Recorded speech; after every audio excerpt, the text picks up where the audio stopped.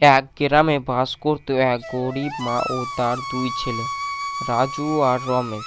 রাজু ছিল শান্ত স্বভাবের ও পরিশ্রমী, আর রমেশ ছিল অলস আর চতুর। মা তাদের খুব ভালোবাসতো, কিন্তু দুই ছেলের স্বভাব ছিল একদম আলাদা। রাজু, রমেশ, বাবা তোমরা উঠে এসো, সকালে নাস্তা তৈরি হয়ে গেছে। মা, আমি তোমাকে সাহায্য করি, তুমি একটু বিশ্রাম নাও। বাবা, তুমি সত্যি খুব ভালো ছেলে, সব সময় পরিশ্রম করো, ঠাকুর তোমার মঙ্গল করুক। উফ, সকাল সকালে এত কাজের কথা শুনতে ইচ্ছে করে না, আমি আর একটু ঘুমাবো। রাজু মায়ের কাজে সাহায্য করত, কিন্তু রমেশ সবসময় বাহানা খুঁজতে আর কাজ এড়িয়ে চলতে দেখত। রাজু, রমেশ, আজ আমাদের ঘরে চাল নেই, তোমরা কেউ বাজার থেকে নিয়ে আসবে। আমি যাব মা।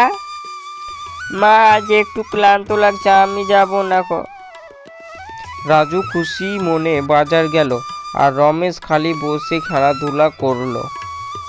একদিন মা খুব অসুস্থ হয়ে পড়লেন, তিনি বিছানায় শুয়ে পড়লেন। রাজু, রমেশ, আমি খুব দুর্বল লাগছে, তোমরা একটু খেয়াল রাখবে। মা, তুমি চিন্তা করো না, আমি সব সামলাবো। উফ, আমি বন্ধুদের সাথে খেলতে যাব, পরে এসে দেখব।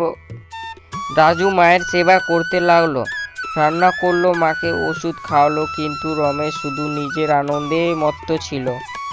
কয়েকদিন পর মা সুস্থ হলেন, তিনি বুঝতে পারলেন কে সত্যিকারের ভালো ছেলে।